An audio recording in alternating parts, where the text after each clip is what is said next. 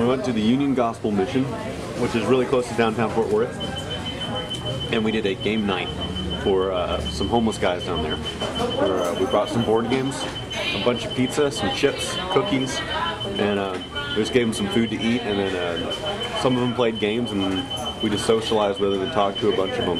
It was a lot of small talk at first, but then we started getting deeper in the conversation. He started telling me about, how God's been changing his life and stuff, and I got to encourage him and stuff, and I don't know, pretty cool.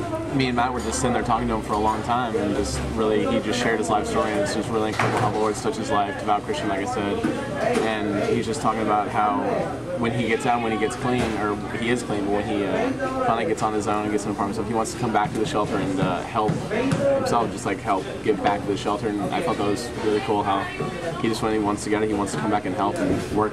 One thing I thought was really interesting was, at least the guys I talked to were really, really hardworking guys. They work all day at the shelter with different jobs, and they're really planning on where to get their next job, and they're hard workers. And I think it's easy, especially in our society, to really kind of feel like people who are in that situation, it's kind of like their fault.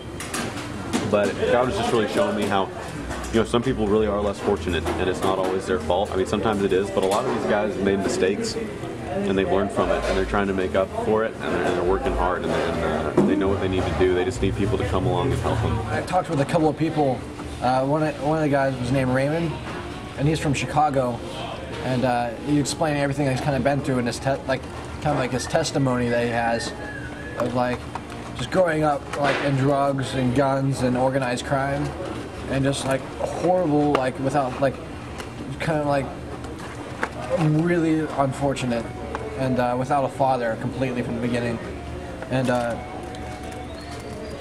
just how his heart right now, he doesn't know what he's doing, but he kind of just knows that he wants to be seeking God, and it was really great just to be able to tell him what it means to be saved and what it means to have Jesus in your life and everything. He just didn't know, and it seems like it just took someone as easy as us coming down there, just hanging out, bringing pizza, just to help them out. Just to see how thankful they were for doing that was really awesome for them, and I think for us to be able to experience that and help them. So it was great.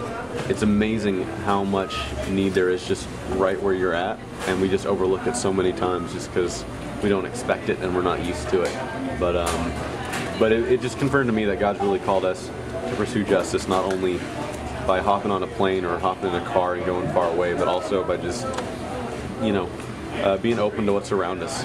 It was fun for us to go hang out with those guys, and they're the funniest guys, and they're really cool, and they've got interesting stories, and I'm excited to go back. Cool.